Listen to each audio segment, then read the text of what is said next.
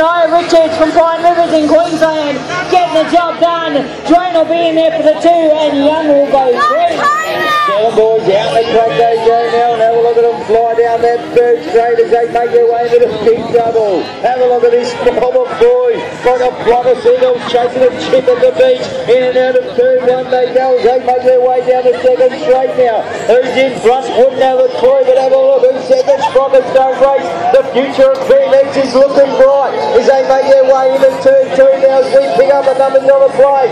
A nice move. Seven clutching his off Samuel Tom. The big 183 of Callum in there for round 2. Then we got the rest of Kelly, McKinnon, Levi, Dale, and Jed in there as well. We've got to our front line with 123 on the plate there. I reckon it was 127, sorry. Good job, Simon. Tom will take that out. Just in front of the rest of the boys. Good ride from the 7 Sprockets. Okay, race 8 in front.